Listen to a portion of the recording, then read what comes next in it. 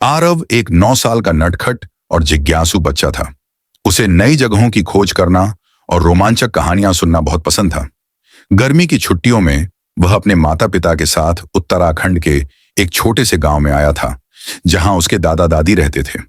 यह गांव पहाड़ों के बीच बसा था और चारों तरफ हरियाली थी। एक दिन आरव ने अपने दादा से जंगल के बारे में कहानियां सुनी। कैसे वहां बड़े बड़े पेड़ हैं, कैसे जानवर वहां बिना किसी डर के घूमते हैं, और कैसे जंगल के भीतर एक रहस्यमयी झरना है जिसे बहुत कम लोगों ने देखा है। आरव की जिज्ञासा बढ़ गई और उसने तय कर लिया कि वह खुद जंगल में जाकर उस झरने को खोजेगा।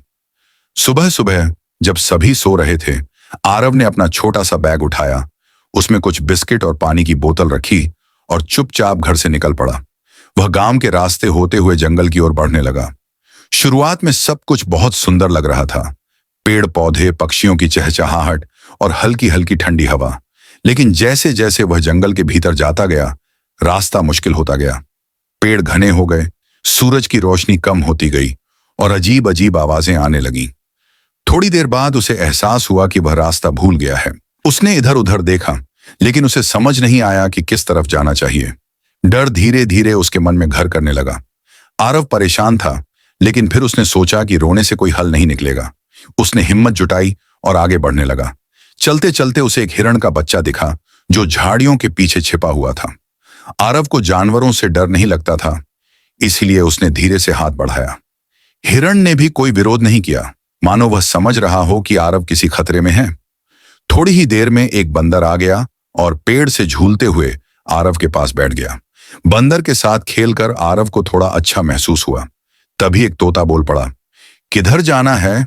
आरव चौंक गया, लेकिन फिर उसने सोचा कि शायद यह तोता किसी इंसान से सीखा होगा। उसने तोते से कहा, मुझे घर जाना है, लेकिन रास्ता भूल गया हूं। अभी वह जानवरों के साथ था कि अचानक पास की झाड़ियों में कुछ सरसराहट हुई। एक बड़ा भालू धीरे धीरे उसकी तरफ बढ़ रहा था। आरव का दिल जोर जोर से धड़कने लगा। उसने सुना था कि भालू खतरनाक होते हैं।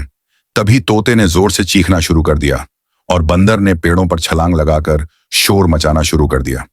हिरण भी तेजी से भागा, जिससे भालू का ध्यान भटक गया।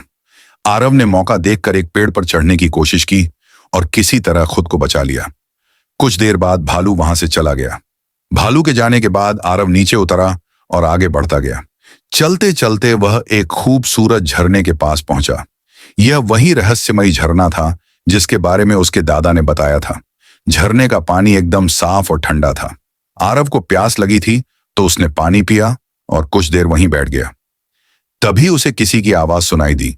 यह एक जंगल में रहने वाले आदिवासी व्यक्ति की थी जो लकड़ियां इकट्ठा कर रहा था।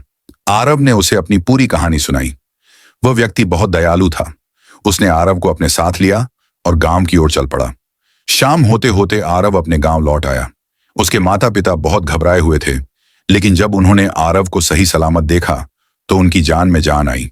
आरव ने उन्हें अपनी जंगल की यात्रा के बारे में बताया, कैसे उसने जंगल के दोस्तों से मदद ली, कैसे वह भालू से बचा और कैसे वह रहस्यमयी झरने तक पहुंचा। उस दिन के बाद आरव ने कभी भी बिना बताए कहीं जाने की गलती नहीं की।